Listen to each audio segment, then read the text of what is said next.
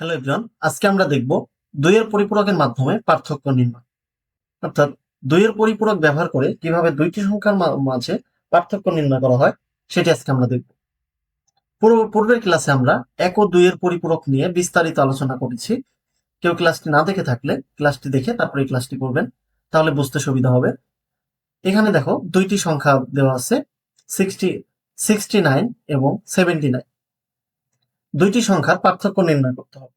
তো পার্থক্য নির্ণয় করতে বলতে আমরা বলছি মাইনাস করে দিলে এটা যা হবে তাই, কিন্তু কম্পিউটার মাইনাস বোঝে না, কম্পিউটার প্লাস করে, অর্থাৎ কম্পিউটার যোগ করে, যোগের মাধ্যমে সে পার্থক্য নির্ণয় করে। তো আমরা বাইনারি মান দিয়ে পার্থক্য নির্ণয় করতে হবে। তো এই দুইটা দশমিক আছে, প্রথমে আমাদের দশমিক থেকে বাইনারিতে রূপান্তর করতে হবে। তো আমরা এখানে দশমিক থেকে বাইনারিতে রূপান্তর করে নিয়েছি। দশমিক থেকে বাইনারিতে রূপান্তর করার পূর্ণাঙ্গ ক্লাস আমাদের চ্যানেল সাবমিট করা আছে। কেউ না দেখে থাকলে ক্লাসটি দেখে তারপরে ক্লাসটি করবেন। তো এখানে আমরা দুইটি সংখ্যারই ধনাত্মক মান বের করেছি, কিন্তু আমাদের কম্পিউটার মাইনাস করবে যোগের মাধ্যমে। তো যোগের মাধ্যমে বিয়োগ করতে চাইলে আমার 69 এই মানটা ঋণাত্মক মান বের করতে হবে। তো আমরা এখন এই 69 এই ধনাত্মক মানকে দুইয়ের পরিপূরকের মাধ্যমে ঋণাত্মক করে নেব। তাহলে কি হবে, আমার এখানে 79 আছে, মাইনাস 69 মান বের করে আমরা সেটা যোগ করব, প্লাস মাইনাস 69, অর্থাৎ যোগের মাধ্যমে আমরা পার্থক্য নির্ণয় করব। প্লাস মাইনাসে মাইনাসই হবে। তো 69 কে আমরা দুইয়ের পরিপূরক করব। এটার বাইনারি মান আছে এখানে, এটাকে আমরা দুইয়ের পরিপূরক করব। তো 69 এটা প্লাসের মান, এটার বাইনারি মান কত আছে, এটা বাইনারি মান আমরা এটাকে 8 বিটে করে নিয়েছি, 0 1 0 0 0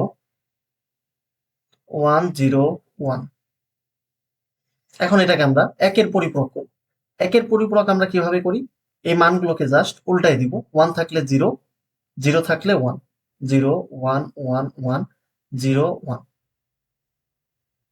তো এটা আমাদের একের পরিপূরক।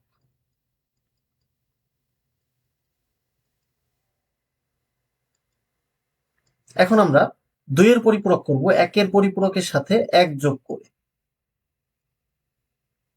তো একের পরিপূরকের সাথে এক যোগ করলে কত হবে, 0 আর 1 কত, একই হয়, আর বাকিগুলো বসে যাবে 2 3 0 1।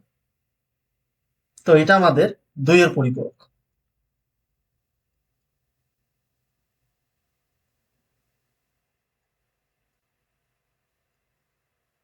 এবং এটা আমাদের -69 এর মান। এখন আমরা যোগ করে দেব, তাহলে আমাদের পার্থক্য বের হয়ে যাবে। তো আমরা যোগ করব কি, 79 যোগ -69,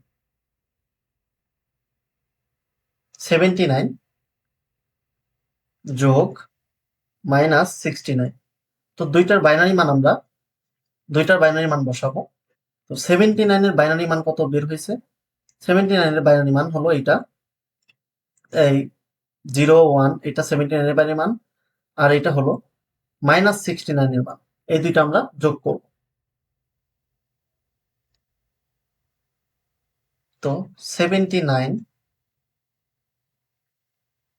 সমান 0 1 0 0, আমরা এই মানটা উঠাবো এখন, 0 0 1 1 1 1।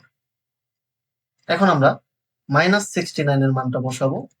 -69 এর মান আমরা দুইয়ের পরিপূরকের মাধ্যমে পেয়েছি, 1 0 1 1 1 0 1 1।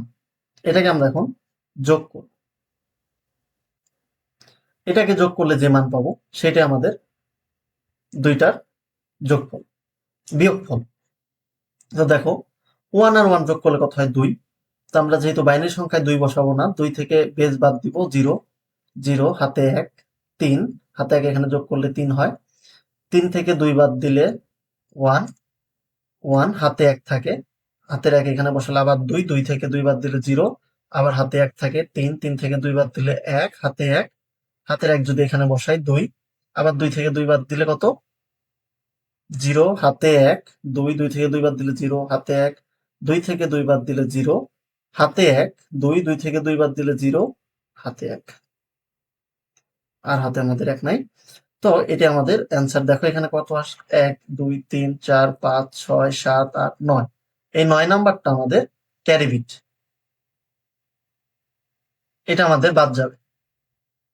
বাকি 8টা হলো আমাদের অ্যান্সার। তো অ্যান্সারটি সঠিক হয়েছে কিনা এটা আমরা একটি সহজ ট্রিক্সের মাধ্যমে দেখে নেব। আমাদের প্রথমে আমরা বিয়োগ করে নেব, যে দুইটা সংখ্যাই থাক, 79 মাইনাস 69, এই দুইটা বিয়োগ করলে কত আসে, 10। তো আমরা 2 এর পরিপূরকের মাধ্যমে পার্থক্য নির্ণয়ের পরে দেখব, চেক করে দেখব আমাদের 10 আসে কিনা। তো আমরা এই বাইনারি মানকে খুব সহজে এই ডেসিমেলে প্রকাশ করে দেখব যে 10 আসে কিনা। তার জন্য আমরা বিট ব্যবহার করব। এখানে আমাদের 8টা সংখ্যা আছে, 8টা বিট নিব আমরা, 1 2 4 8 16 64 128। তো এখন আমরা এখানে কত আছে, এইটা আমরা ওইখানে উঠাবো, 0 0 0 0 0 0 0 0 1 0 1 0 1 0। তো দেখো এখানে সবগুলো 0, কিন্তু এখানে 1 এখানে 1, তো এইটা যোগ করলে কত হয়, 8 যোগ 2 সমান 10। তো আমাদের অ্যান্সার আসার কথা ছিল 10। তো আমাদের অ্যান্সারটি সঠিক। তো এইভাবে খুবই সহজে আমরা 2 এর পরিপূরকের মাধ্যমে যোগ করে পার্থক্য নির্ণয় করার পরে অ্যান্সার সঠিক কি ভুল সেটা আমরা চেক করতে পারি।